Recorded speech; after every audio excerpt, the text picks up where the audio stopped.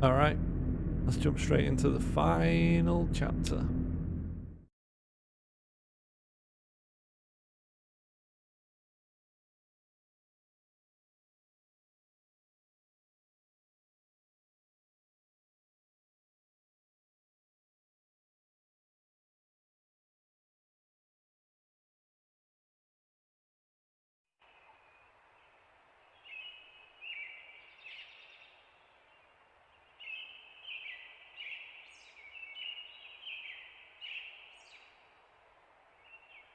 Into the flooded city here.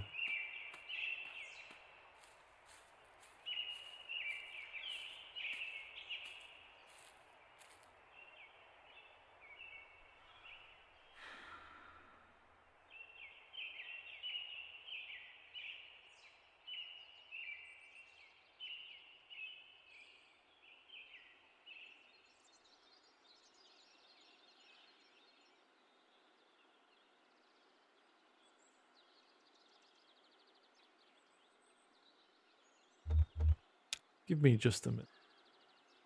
This all fit in the truck. Bigger on the inside. I think it rained. Rained a lot, I mean.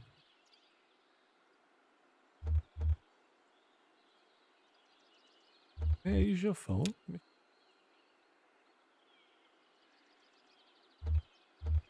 Oh yeah, shit, the battery's dead. Anyway, who would you have called? I was gonna call you. Who is Julian? My brother.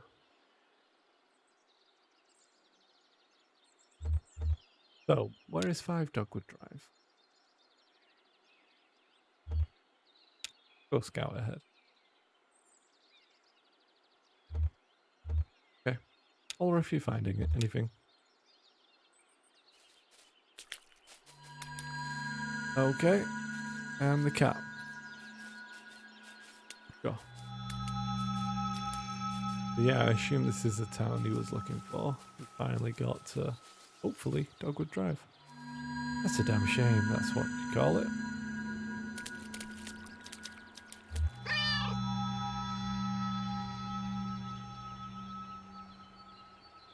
Well, no.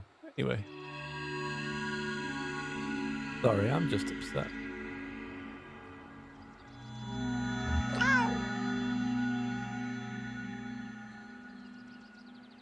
Alright.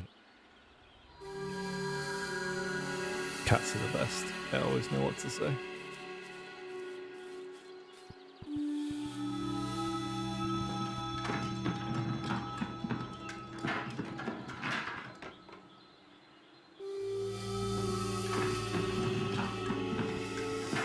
The easiest thing to navigate.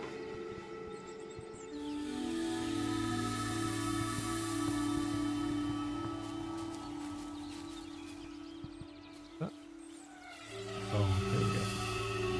So, not too sad. No, I think you should be happy. Right. It's a remembrance. Right. A monument. Totally. So they should be represented with dignity and respect, of course. Of course. But not to the point where it makes them like they have to be serious standing under it. Sense? Oh yeah, it definitely does. I think I have an idea. Great. I'll just dig in. Maria, happy to help.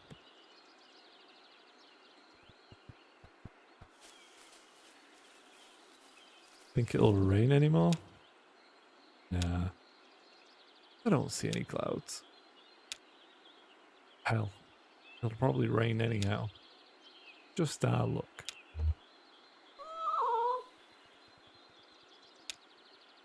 Oh really? He thinks it's going to rain again tomorrow. Oh man, I have a sense for the weather.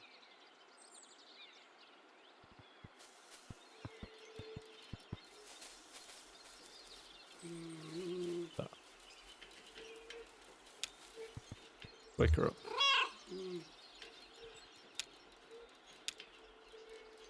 Try waking up some more. Guy lurking behind here. He looks like a bad guy. Oh, okay. Will it still fly? Oh yes. Got banged up a little in the storm. I'll have her up and running again by this afternoon, I'm sure. Can I fly it? Well, how's your upper body strength?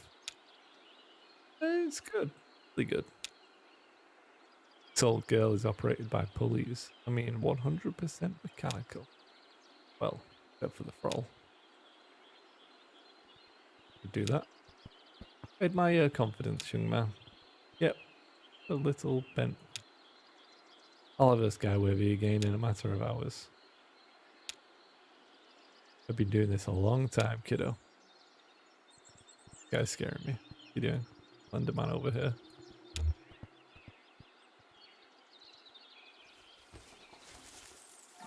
First, they only observed the truck from a distance. An alien carcass that made more sense in death than in life. The company had dropped it off in the middle of the night when everyone was at the plant. They let it sit overnight, alone and strange.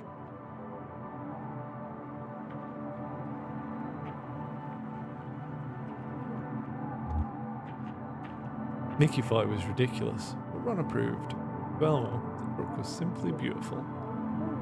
With Elmo, he thought it was elegant, like the idea of passing it every day, observing it from a distance. He didn't care if they used it or not. Anyway, there weren't any roads in town, unless you maybe counted the old airstrip. Everyone had to agree this was money and attention that would have been better spent addressing the town's drainage problem. Maybe finally get started on that damned messianic ditch. Still, we have a few things to dispose of. Broken flower pots, empty glass bottles, clothes that didn't fit anymore. They gradually fell into the habit of collecting waste and carrying it to the truck. Once a month, some shadows would come in from the night woods and haul the garbage away in a cart.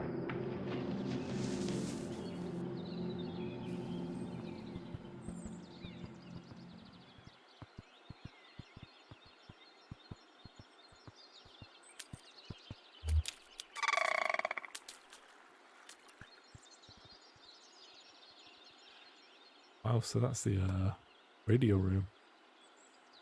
Had a bad time. Elmo gave Rita a tour of the cameras and wiring.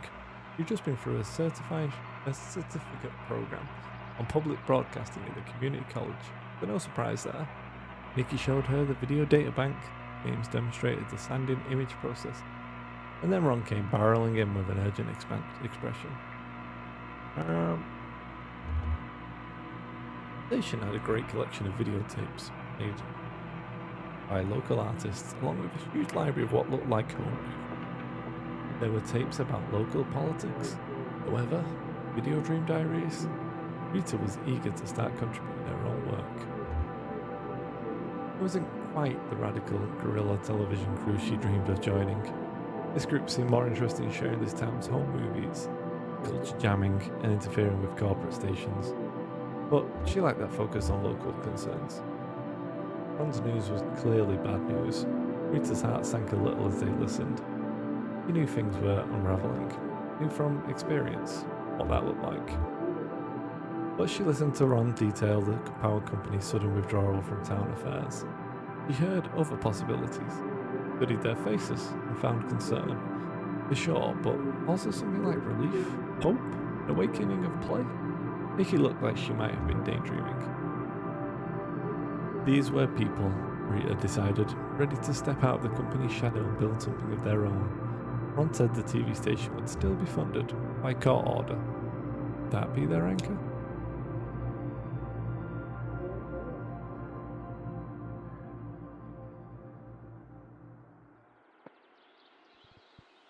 Alright, well, sounds like a hard night.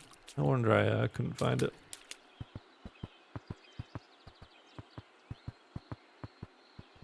Cat can go and go.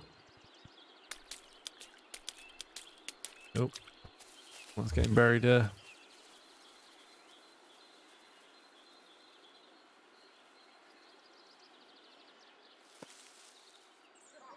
6 or 7 men stood in the sun about a dozen yards from the ditch. He could hear them laughing. He tried not to hear them. Instead, he listened to the shovel punching through the dirt as he shaped the trench.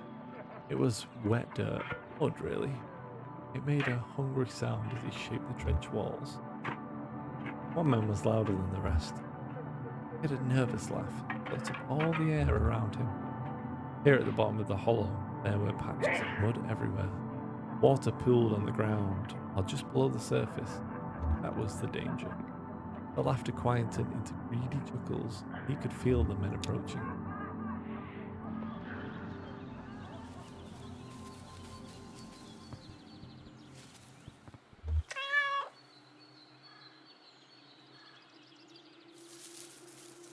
Something in the bushes stirs. Get out of the bushes!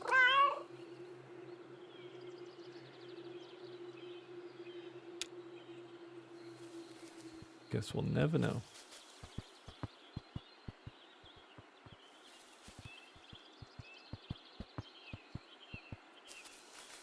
Go to the church.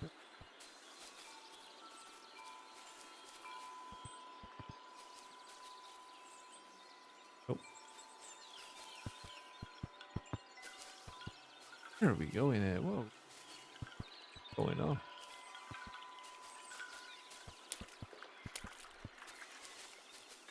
Some trickery occurring. Because I'm doing a loop here and it keeps bringing a new city. Pretty fancy. Heck if so. What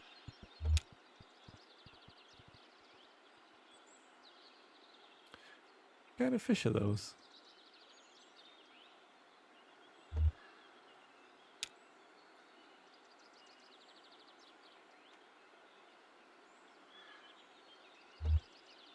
Should I say they were free?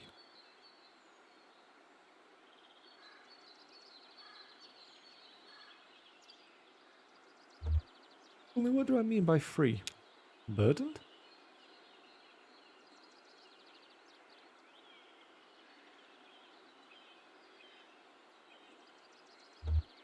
Sorry, I didn't see you there.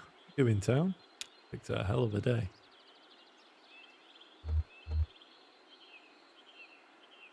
We're just dropping something off here.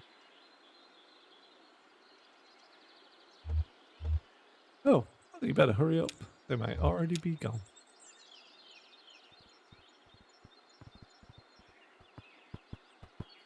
Where is Dogwood Drive?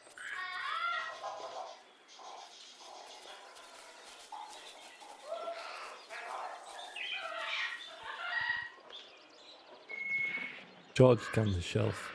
Quickly found the book he was looking for. There were only a few dozen left. More shelves and books now. The results of an experiment called the New Selection.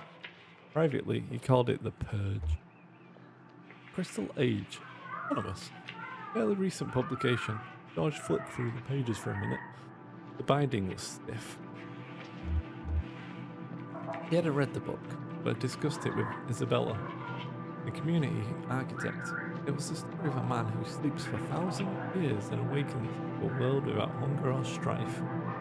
Isabel had requested the book, part of the collection she was building called Ecological Mysticism, and now it was to be the latest victim of Fraser's reckless experiment.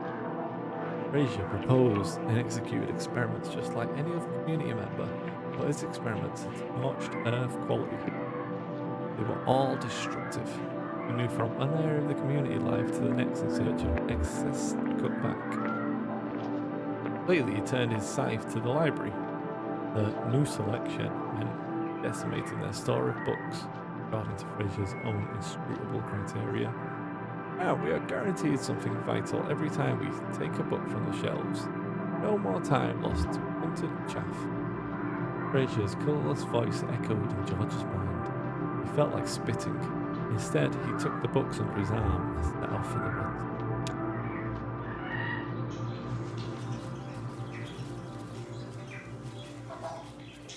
I just want to find my Dogwood Drive.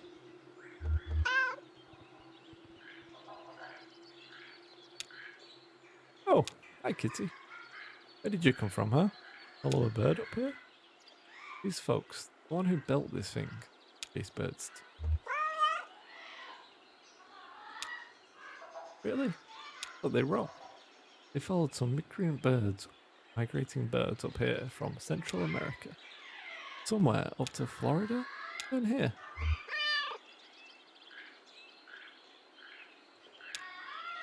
Well, that's what they wrote anyway. I guess it might have been a metaphor. Alright, so we're going to keep going left here. And let's see if we actually go back and oh, we do. Okay. A large circle. Kind of disappointing. Shouldn't have happened. Prepare better. Of us. But most of all, that damn company who built this place and left it only half built when they pulled out of town. Damn shame.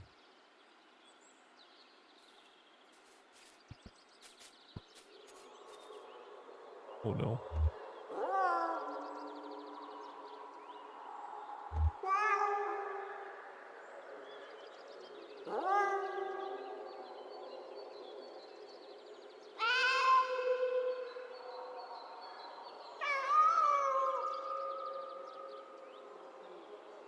Eerie.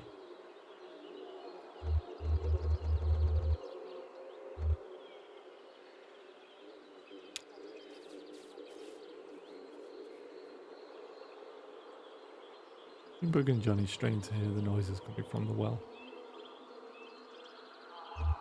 It's like two people talking, but...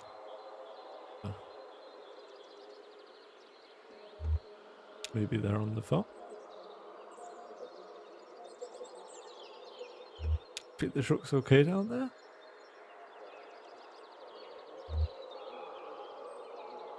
Yeah, it's lost, but they don't seem to. Hoping someone else has found better directions than I have. That's not too helpful. And now you'll return to the yard.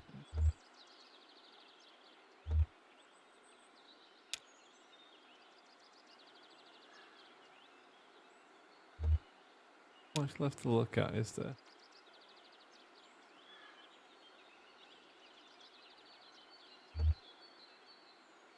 Yeah, that one was a bad one. But what it is washed up out the mud. Is that an animal bone? The pipe, I think. Super ancient. It's probably a fountain.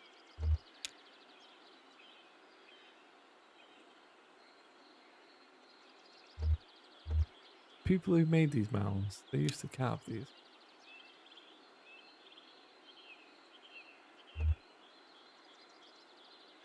Why did they build this huge dirt spot?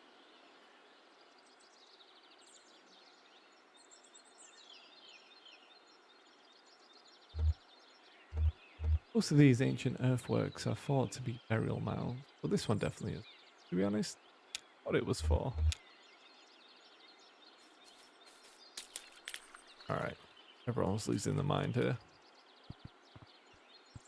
Yeah, we are on a mission. That body. I don't know, looks like a body to me.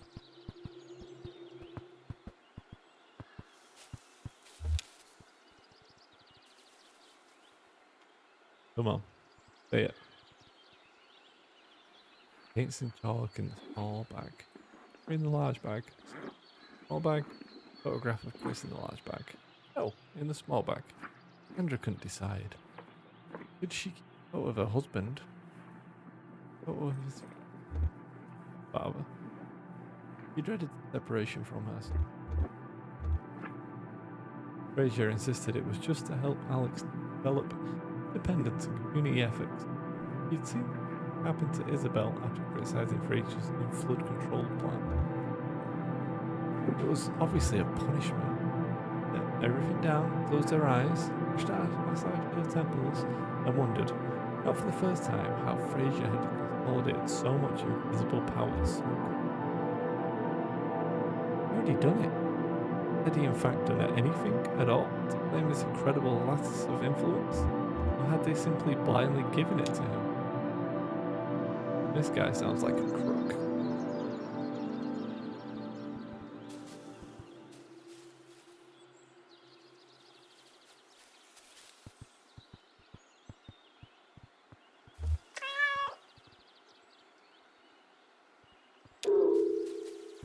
Oh, missed that one.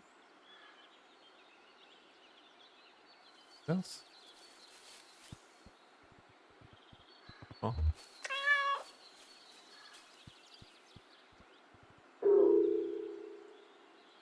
Yeah, there's a frog in there.